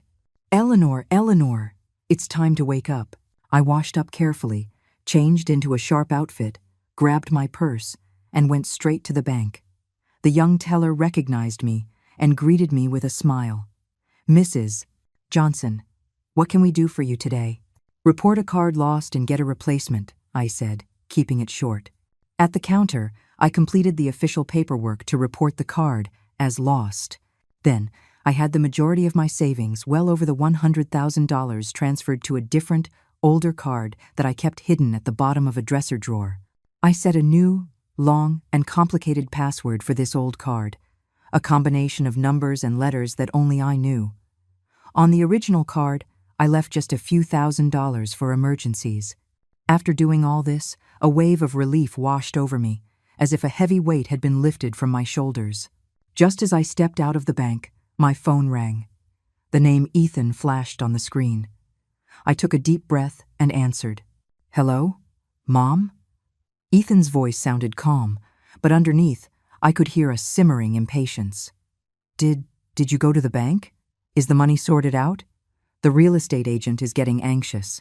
He said a lot of people are interested in that house, and we need to put down a deposit quickly before someone else snatches it up." Listen to that tone. All the respect and patience from yesterday was gone. It was as if that $100,000 was already his, and I was just the delivery person responsible for the transfer. I scoffed internally but put on a surprised and annoyed voice. "Oh, Ethan, my memory is so bad. I was so happy for you yesterday. I came home and must have put the card down somewhere. I can't find it anywhere this morning. I'm starting to panic. I was so worried someone might have found it," I continued, letting my voice fill with just the right amount of anxiety and helplessness that I called to report it lost first thing. "I just came from the bank where I filed the official paperwork. It's going to take a few days to get the new card. What a mess, eh? But don't you worry too much. You know what they say. Good things come to those who wait. A house that perfect is surely waiting for us." "What?" A sharp female voice suddenly cut in from the other end. Clara had obviously snatched the phone. Her voice was stripped of all pretense, filled only with raw disbelief and suspicion. "Mom, what did you say? The card is lost? How could you be so careless? There's $100,000 in there. You're not just saying that because you don't want to give it to us, are you? If you don't want to help, just say so. Why make up an excuse like this?" Her voice was high and piercing, like an awl, ruthlessly puncturing my flimsy lie and tearing off her own mask of the gentle, virtuous daughter-in-law. I could even hear Ethan in the background, trying to calm her down. "Clara, keep your voice down. Talk to my mom nicely." Then came Clara's sharp retort. "Talk nicely? Didn't you hear her? The card is lost. What a coincidence. It wasn't lost yesterday. It wasn't lost last week, but it's lost the very day we need the money. Ah, so the mask was off. As expected, when real money is on the line, the fox's tail always shows. I used to hear people say, "A man forgets his mother once he has a wife," and I always thought that was just something out of old plays. I believed the son I had worked so hard to raise would never be like that. Now I see how naive I was. I laughed coldly to myself, but I had to keep up the act. I cupped the phone's microphone, sniffled a little to make my voice sound hurt and helpless. "Clara, honey, what are you saying? Why wouldn't Mom want to help you? This is for my own grandchild. I want you to be happy more than anyone. I really can't find it. I'm sick with worry myself. What a mess this has turned into." I sighed, my tone shifting to one of compromise. "Why don't you see if you can find another way for now? Or just wait a little longer? As soon as my new card arrives, I'll transfer the money to you. It'll only be a few days." I was playing weak, testing them, and buying time. There was a few seconds of silence on the other end. Then Clara's cold voice came through. "Wait? Do you think the house will wait?" "Fine, Mom, I understand." With a sharp click, she hung up the phone. Listening to the dial tone, I stood in the cold wind outside the bank, my heart a swirl of emotions. I had raised a son, only for it to end like this. It was heartbreaking, of course, but more than that, I felt a clear-headedness that comes from being played for a fool. I didn't go home right away. I sat on a park bench for a long time. The winter sun shone through the bare branches, but it brought me no warmth. I started to seriously think about my future, a future that did not involve my son or daughter-in-law. This old apartment, it was a bit dated, no elevator, a pain to climb the stairs, but the location was fantastic. The farmer's market, the grocery store, the bus stop were all right outside. It was convenient to get anywhere. Living alone, I kept it neat and tidy, and it was comfortable enough. Or, I could rent it out. I could probably get a few thousand a month. With that income, plus my pension and savings, I could afford a nice retirement community with good services and live out my days in peace. That wasn't a bad option either. On a whim, I even opened a travel app on my phone and started browsing destinations I had dreamed of seeing when I was young, but never had the chance. The stunning landscapes of the Pacific Northwest, the majestic beauty of the national parks. Why should my final years be held hostage by their selfishness and scheming? Why should I sacrifice my own stable present for their so-called future? It was my money, my hard-earned retirement fund. Why shouldn't I be the one to decide how to use it? Heartbreak is one thing, but life goes on, and I needed to live it well for myself. Instead of hoping for hollow words of comfort from a son and daughter-in-law I couldn't rely on, I was better off holding my retirement fund and my future firmly in my own hands. The world is so big. Why couldn't I, while my legs were still strong, go and see it? For the next few days, my phone didn't stop ringing. Ethan and Clara seemed to have coordinated their efforts, taking turns bombarding me with a mix of emotional blackmail and logical-sounding arguments. First, Ethan called, his voice low and full of guilt. "Mom, I know you're angry. Clara. She just speaks her mind. Don't take it to heart. We really want that house, mainly for the kids." He started playing the sympathy card, reminiscing about all the hardships I faced raising him alone. "Mom, think about it. Since I was a kid, when have you ever let me suffer? Dad was gone, and you held this family together all by yourself. You put me through school, sent me to college. Now that I'm finally trying to buy a home, are you really going to watch us fail over a little bit of money?" His words were dripping with moral obligation, trying to use my past sacrifices to soften me up. Listening to him, my heart did stir. He was my own flesh and blood after all. But I forced myself to be strong. I simply replied in a tired voice, "Ethan, Mom isn't refusing to help. The card is really lost, and I'm waiting for a replacement. Stop rushing me. We'll talk when the new card arrives." As soon as Ethan hung up, a message from Clara popped up on my phone. She didn't mention the money directly anymore. Instead, she started making passive-aggressive posts in our small family group chat, a group with just the three of us and my sister, Carol, who is Ethan's aunt. The posts were seemingly random, but clearly pointed at me. "Sigh, housing prices are so high these days. It's so much pressure on young people. It would be so nice if the older generation could help out a bit. I'm so jealous of my neighbor, Lisa. Her mother-in-law paid their down payment without a second thought and even offered to take care of the grandkids. That's a real model mother-in-law. Some people say they love their kids, but when it's time to actually contribute, they come up with all sorts of excuses. I guess the love just isn't that deep. She even shared articles about mother-in-law and daughter-in-law relationships, implying that by not giving them the money, I didn't care about my future grandchild, that my thinking was old-fashioned. And she even subtly accused me of favoring a son I didn't have over my only son, which made no sense at all. My sister Carol sent me a private message asking cautiously, "Hey, is everything okay with you and Ethan's family?" Looking at those snide remarks in the group chat, I felt disgusted. Trying to play mind games with me? When I was grading student essays, I had seen every trick in the book. She wasn't going to guilt-trip me with a few messages. I gave my sister a brief explanation, just telling her the card was lost and they needed to wait. As for Clara's passive-aggressive posts, I ignored them completely. I didn't reply, I didn't argue. I let her do her little dance while I stood my ground, sticking to my story. The card was being replaced, the bank was slow, my memory was failing me. I'd forgotten the new PIN. I set up anything to stall. My lack of reaction clearly infuriated Clara. Her patience ran out. One Friday evening, she called me directly. Her tone was no longer disguised, it was cold and hard. "Mom, I'm not going to beat around the bush anymore.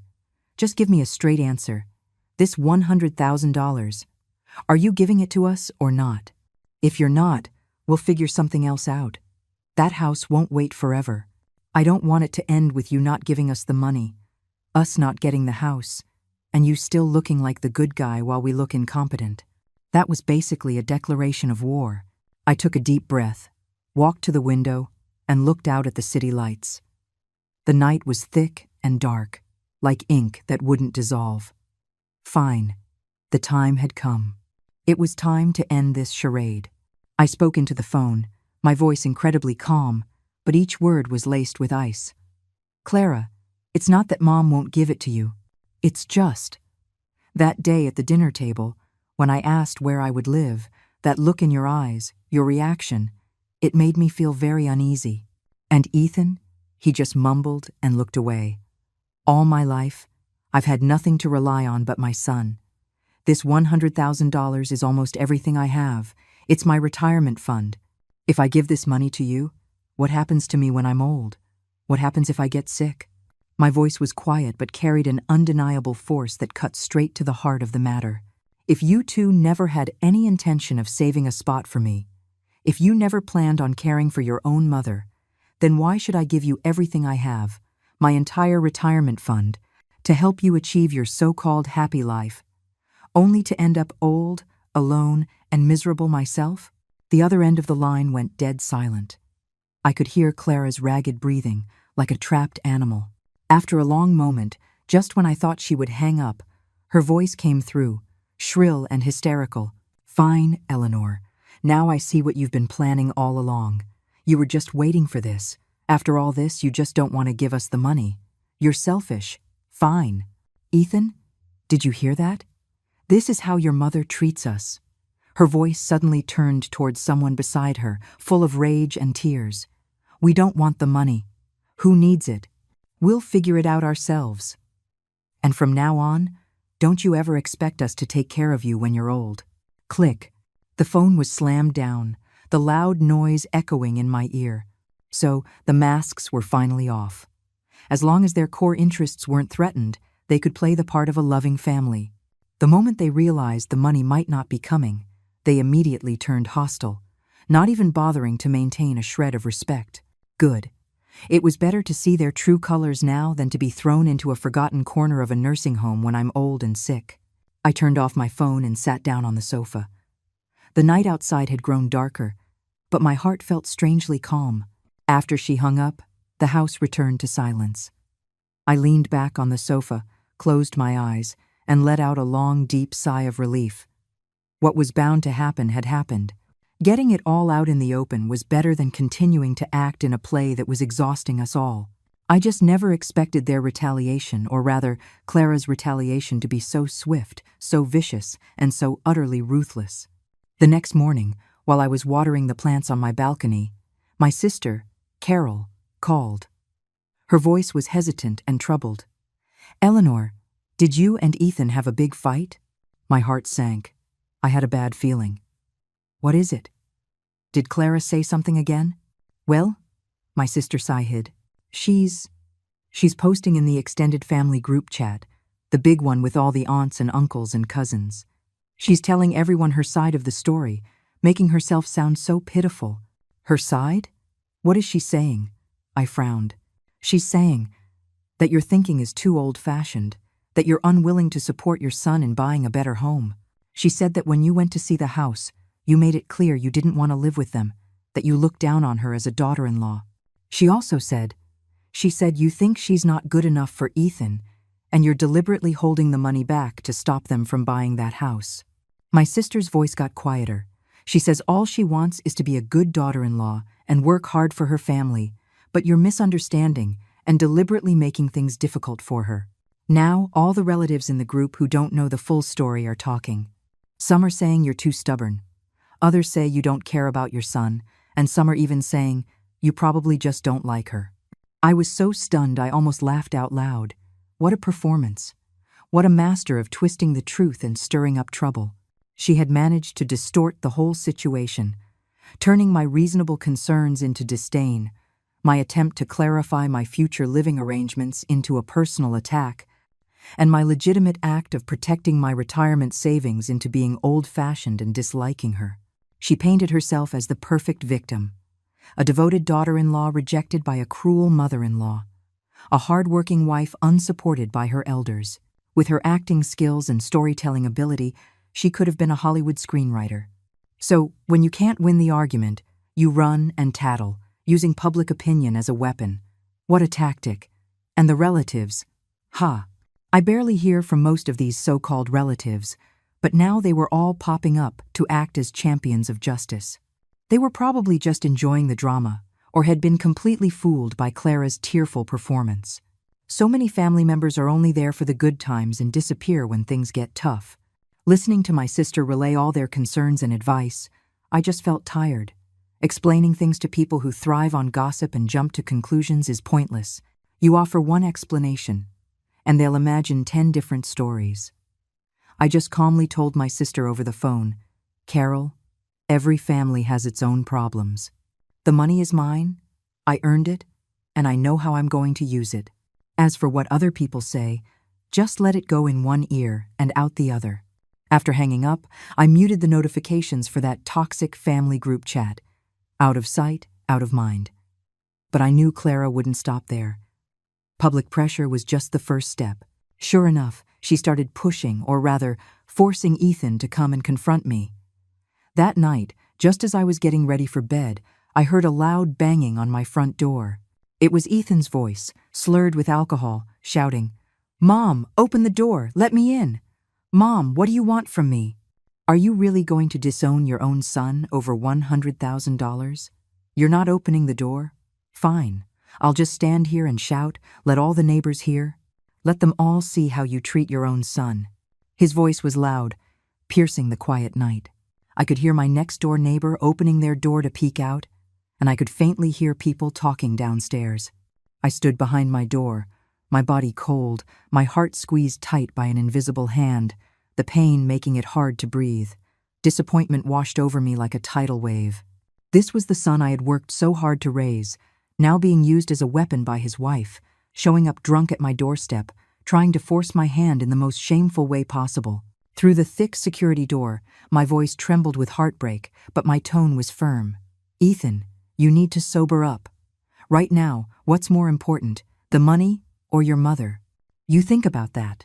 If you still consider me your mom, you will go home and stop embarrassing yourself and me." A drunken tantrum. Was this his last resort, using our relationship as a weapon? Too bad. A heart that's been broken can't be warmed up with a few cheap, drunken tears. The curious, probing, and even disdainful stares from my neighbors felt like they were piercing through the door, making my face burn with shame. Ethan cried and yelled outside for a while longer. Maybe the alcohol finally hit him, or maybe he realized how humiliating it was. His voice gradually faded, and I heard his stumbling footsteps as he walked away. The world was finally quiet again. I leaned against the door, tears streaming silently down my face. Not for him, but for myself, for this failed relationship, for this absurd life I was living. But I knew it wasn't over. Clara's methods went far beyond this. If she could push Ethan this far, she was becoming desperate. And sure enough, the biggest surprise was yet to come. A few days later, I went to the bank to withdraw some cash for my utility bills. I noticed that the balance on one of my cards, a different savings card I used for daily expenses, not the one I had reported lost, was wrong. It was short by exactly $5,000. My head spun, and I nearly lost my balance. I immediately asked the teller to print out a transaction history. The statement clearly showed that $5,000 had been withdrawn 2 days earlier from an ATM near my house. It had been taken out in 5 separate transactions of $1,000 each. This wasn't theft between strangers. It was a deep betrayal. How could he? How could he do this? Clara. It had to be Clara who pushed him to this. For money, she had become completely ruthless, even convincing her own husband to steal his mother's emergency savings. I had always thought he was just weak-willed, easily influenced by his wife. I never imagined that under Clara's influence, he would abandon his basic morals, that he would cross a legal and ethical line. This was no longer just a family dispute. This was a crime. I clutched the bank statement, my knuckles white. I rushed home, grabbed the phone, and with trembling hands, dialed Ethan's number. The moment he answered, my pent-up fury erupted like a volcano. "Ethan, you tell me right now. That $5,000 from my account, was that you?" He tried to deny it at first, his voice stammering. "Mom, what money? I don't know what you're talking about. Don't you lie to me." I cut him off. "I have the bank statement right here. Ethan, I must have been blind to raise a monster like you. That was my emergency fund. You stole it?" My voice was hoarse with emotion. The line went silent. Then I heard Ethan's suppressed sobs. "Mom, I had no choice. I really had no choice." He started crying incoherently, telling me it was all Clara's fault. She said if we didn't put the deposit down on the house, we'd lose it. She said if I didn't get the money, she would divorce me and she would get rid of the baby. She said the money should have been mine anyway, that it would be mine sooner or later. I didn't mean to, Mom. Please don't be angry. Don't call the police, I'm begging you. She made me do it. What a classic, shameless excuse. To keep his scheming wife, to save an unborn child being used as a bargaining chip, he could steal from his own mother without a second thought. What kind of twisted logic was that? I had lived for over 60 years, and I thought I had seen it all. But what my own son said that day completely shattered my understanding of decency. Listening to his cowardly weeping and pathetic excuses, I felt a wave of nausea rise from my stomach. I felt sorry for his weakness, but I was furious at his lack of integrity. After the anger came a profound, bone-chilling cold that froze me to my core. I hung up the phone silently and sank onto the sofa, completely numb. The sunlight was beautiful, filling my living room with a golden glow, but I couldn't feel an ounce of its warmth. I just felt cold all over. I realized I couldn't back down anymore. This wasn't a simple family argument that could be resolved behind closed doors. This had crossed a line into illegality, into basic human decency. It threatened my most fundamental sense of security as an individual. I had to make a choice. Do I call the police and have him arrested, forcing him to face the legal consequences of his actions? That would certainly be satisfying in the short term, and would punish both him and Clara directly. But what about the aftermath? Our relationship would be destroyed forever. I'd be humiliated in front of our family and neighbors. When he got out, he would only resent me more, and Clara would surely wash her hands of the whole affair, blaming everything on me and Ethan. Or do I just let it go, swallow my anger, write off the $5,000 as a loss, and cut them out of my life completely? But I couldn't stomach that. Why should they get away with it without any consequences? Why should I be the one who was robbed and then forced to suffer in silence? Or was there another way? A way to get my money back, teach them a lesson they would never forget, and make them pay for what they did, all while avoiding the worst possible outcome. Being soft-hearted is a sickness, and it needs to be cured. I used to believe that blood is thicker than water. Now I understand that for some people, the water in their veins is ice, mixed with poison. It can freeze you to death, and it can kill you. To call the police or not? This was no longer a simple choice. It was a question that would determine the course of the rest of my life. Every decision I made could lead me down a completely different path. I sat on the sofa for a long, long time, from mid-morning until the sun began to set. In the end, I decided not to call the police. It wasn't because my heart had softened or because I still held on to any foolish hopes for him. It was because it wasn't worth it. To punish him by dragging myself through the mud, to let everyone watch the ugly drama of a mother and son torn apart, the cost was too high. If he went to jail, I would be shamed. Neighbors would whisper. Relatives would gossip. And when he got out, what little affection was left would be replaced entirely by hatred. And Clara, the one who orchestrated it all, would walk away scotangent-free, perhaps even playing the victim. No matter how I looked at it, it was a losing proposition. Calling the police was the easiest way to vent my anger, but it wasn't the smartest solution. In the adult world, you have to think about the long run. I didn't want a scorched earth outcome where everyone lost, but the money I had to get it back. Every last cent. This wasn't just about money anymore. It was about principles and boundaries. I called an old classmate who is a lawyer. I explained the situation without using any names, framing it as a dispute among relatives. I laid out the facts and asked for his legal advice. He was very professional. He confirmed that Ethan's actions constituted theft, a felony given the amount, and that if I reported it, a case would absolutely be opened. But he also understood my hesitation and suggested that if I wanted to avoid escalating the situation, I should try to resolve it privately first, making sure to keep all my evidence in case I needed it later. And I had evidence. I had the bank statement, which clearly showed the time, location, and amount of the withdrawals. I also had a recording of my phone call with Ethan. Although he didn't explicitly confess to stealing, his tearful pleas for me to not call the police and his attempts to blame Clara were more than enough to serve as supporting evidence. With a strategy in place, I felt more confident. I decided to go on the offensive. Instead of waiting for their next move, I would strike first and catch them completely off guard. I put the bank statement and a transcript of the phone call into a manila envelope. Taking a deep breath, I put on my coat and walked out the door. I didn't call ahead. I took a cab straight to the apartment complex where Ethan and Clara lived. Standing at their door, I rang the bell. A moment later, the door opened. It was Clara. When she saw me standing there, she was visibly startled. A flash of panic crossed her face before she quickly suppressed it and put on her usual fake smile. "Oh, Mom, what a surprise. Please, come in, come in. Ethan, your mom is here." I saw Ethan's figure dart across the living room. He was hiding behind Clara like a frightened rabbit, his head down, refusing to look at me. I didn't move. I stood at the threshold, my cold gaze sweeping over Clara's fake smile before landing on the cowering figure behind her. I got straight to the point, my voice quiet but filled with an icy authority. "Ethan, I have one question for you. The $5,000 from my bank account, are you going to find a way to return it to me right now, this instant? Or should I take what I have in this envelope and have a nice chat with your boss at work? Or maybe I should just go down to the local police station and file a report." As I spoke, I gently shook the manila envelope in my hand. It wasn't thick, but at that moment, it felt like it weighed a ton. I saw the color drain from Ethan's face. It turned a deathly white. His lips trembled, but no sound came out.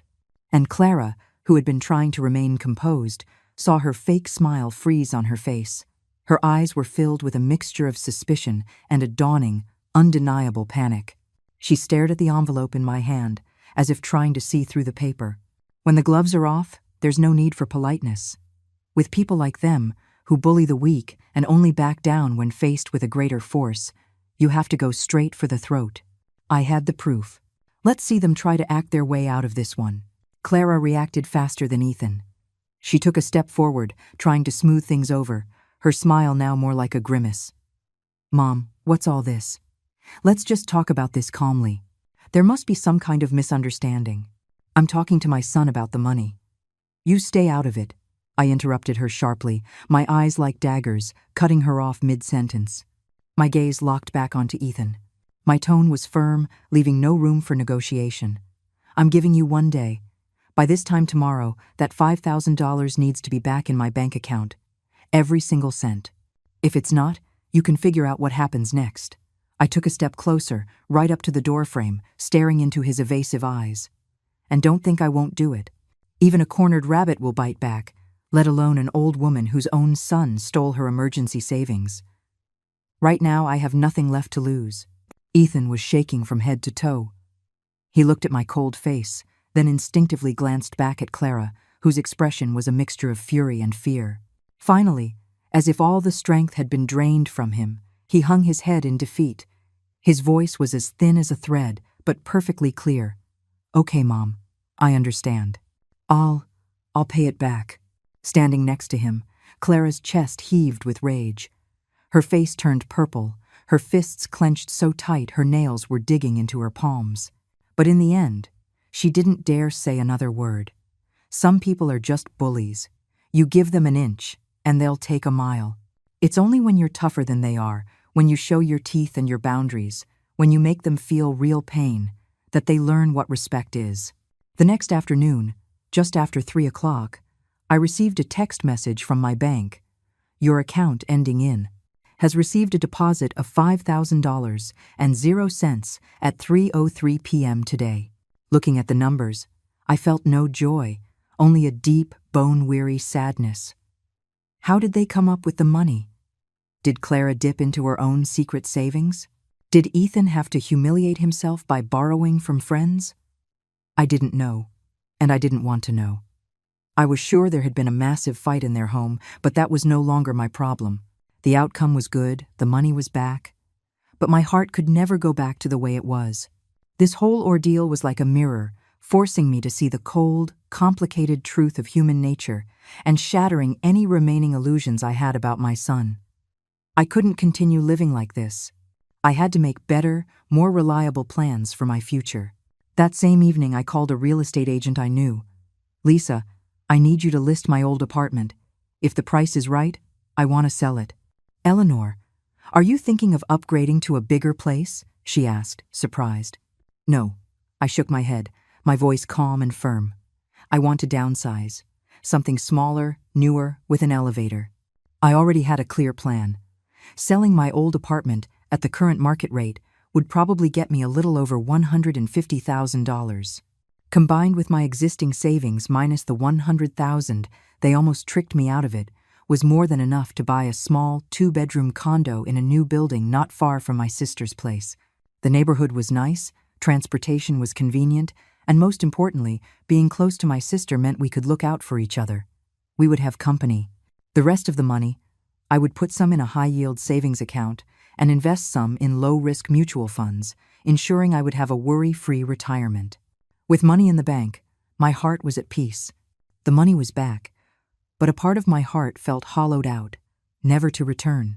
The experience was like a severe flu, painful and miserable, but it ultimately purged my system of the toxic fantasy of relying on my children in my old age. From now on, I was going to live for myself. The process of selling and buying went surprisingly smoothly. Maybe fate decided I had suffered enough in the first half of my life and wanted to give me a break. My old place sold in less than a month to an eager buyer, and I got the price I wanted. I quickly found a new condo I loved, a south-facing 2-bedroom. It wasn't large, but the layout was practical. It got plenty of sunlight, and there was a small garden just downstairs. Signing contracts, handling paperwork, closing, renovating, buying furniture, I was busy as a bee. It was exhausting, but my heart was filled with excitement for my new life. I didn't tell Ethan or Clara about any of this. It was as if we were living on parallel tracks. After that ugly confrontation at their apartment, we had no contact. It wasn't until the day I moved, when the moving company was packing up my life's memories, that they got wind of it from some relative and rushed over.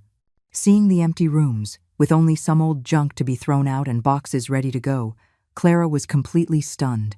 The shock on her face was plain to see.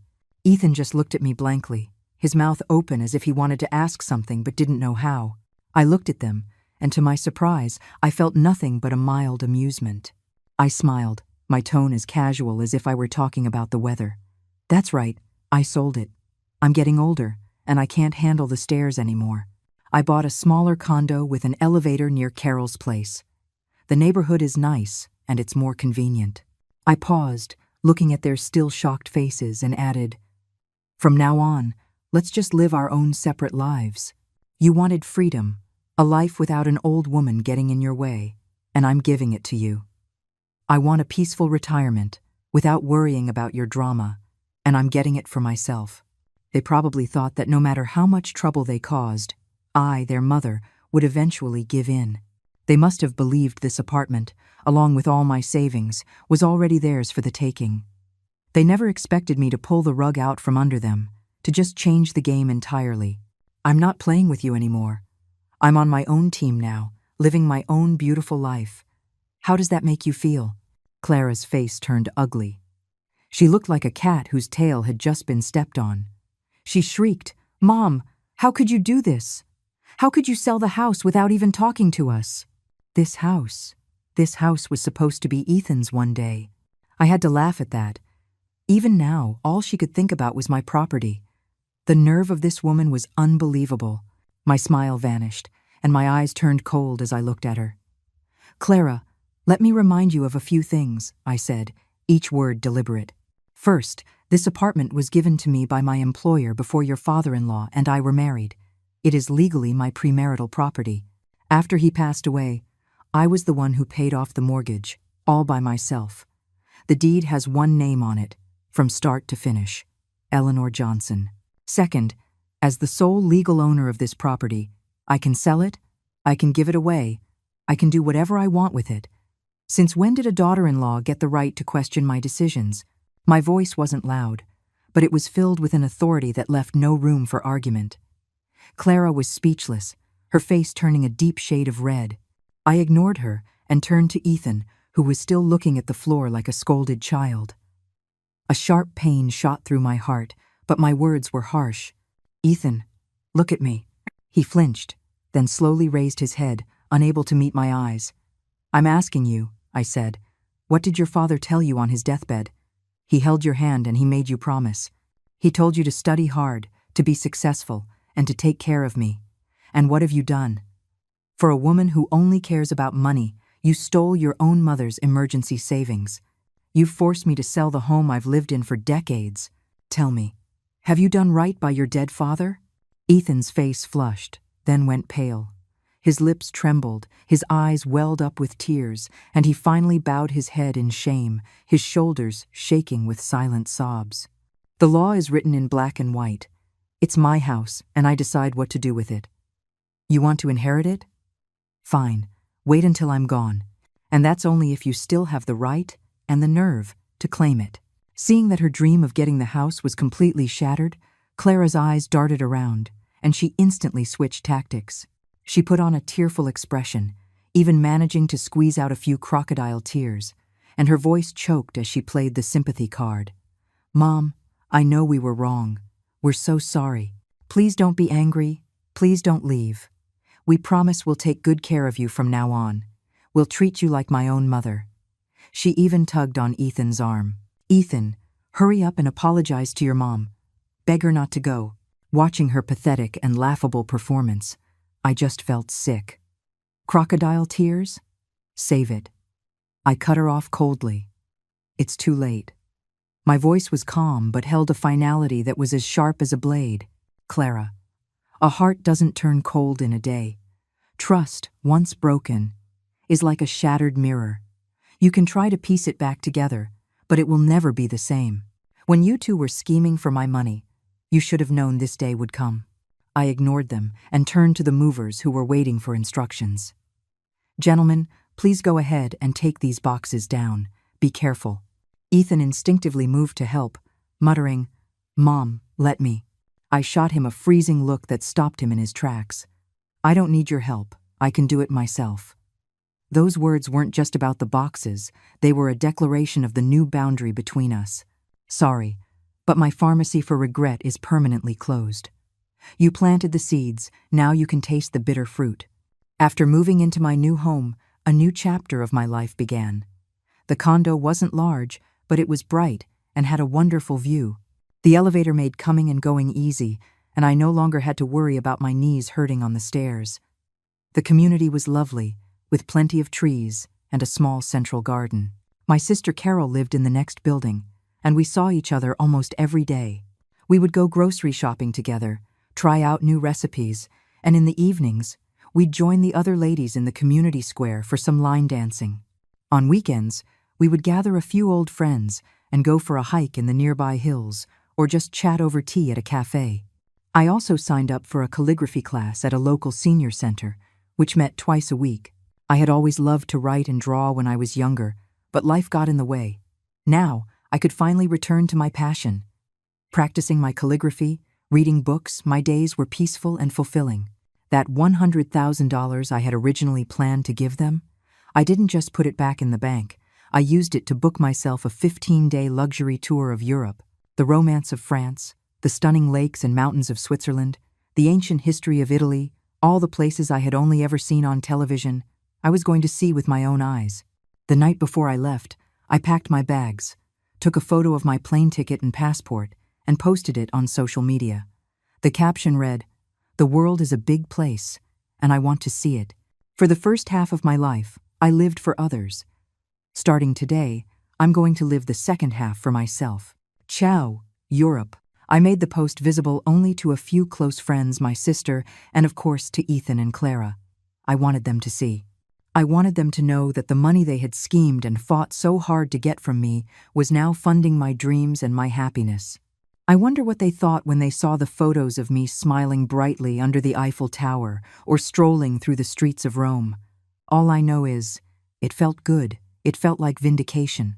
Over time, I heard bits and pieces about Ethan and Clara from my sister. Apparently, they never did buy that house in the fancy school district. I don't know if it was because they were short $100,000 or if the revelation of the theft created a rift between them that could never be repaired. Whatever the reason, their relationship was in shambles. They were constantly fighting. Clara had even moved back to her parents' house several times, threatening divorce. Their dream of climbing the social ladder through a school district was officially dead. Ethan came to see me a few times, always sneaking over when Clara wasn't around. He would stand awkwardly in the entryway of my new, clean home, his eyes red, repeating over and over, "Mom, I was wrong. I'm so sorry. Please forgive me." He said Clara was sorry, too. I would just listen quietly, offering neither comfort nor condemnation. When he was finished, I would say calmly, "Ethan, you made your choices. This is the life you have to live. Regret is the most useless emotion in the world. When you were scheming against me, did you ever think it would come to this? You want my forgiveness now? I'm sorry, but my forgiveness is too expensive, and you can't afford it. Go live your life. And please, stop disturbing my peace." I didn't cut him off completely. He is my son, and that's a bond that can't be broken. On holidays, I would let him visit me, alone. We would sit for a little while and talk. When their son was born, I would let him bring the boy over. I would buy my grandson toys and give him a little money, fulfilling my duties as a grandmother. But that was it. As for Clara, she has not set foot in my home since the day I moved, and I have no desire to ever see her again. Some people, some wounds, can never be forgiven. A few more years have passed. I'm still healthy and full of energy. My retirement has been more vibrant and free than I ever could have imagined, filled with travel, classes, friends, and just enough grandmotherly duties to keep things interesting. Every time I see the healthy balance in my bank account, enough to ensure my comfort for the rest of my days, every time I enjoy the peace and quiet of my bright, modern home, I feel an immense sense of gratitude for that one phone call I made to the bank, for the fact that I didn't give in, that I held my ground. I didn't just save my money. I saved my dignity, my right to live my final years with my head held high, on my own terms. Ethan still brings my grandson to visit sometimes. The boy is adorable and reminds me of Ethan when he was little. I'll play with him and read him stories. But with Ethan, there is always an invisible wall between us. We are polite but distant, maintaining only the most basic facade of a mother and son. I know our relationship is broken beyond repair. Do I forgive them? No, I can't. But I have chosen to forgive myself, to let go of the past hurt and resentment, and to look forward, focusing on living my own life well. My money, my home, my life from now on. Eleanor Johnson is the only one in charge. When I think about them, still bogged down in their petty arguments, their financial struggles, their messy lives, while I'm enjoying the sights of Europe, learning in a classroom, and laughing with my friends, living the retirement I worked my whole life for, the feeling, well, how do I put it? It's liberating as hell. Thank you for watching. I hope today's story resonated with you. For those who haven't subscribed yet, don't forget to click the subscribe button so we can accompany you every day. Let's grow together. We'll see you in the next one.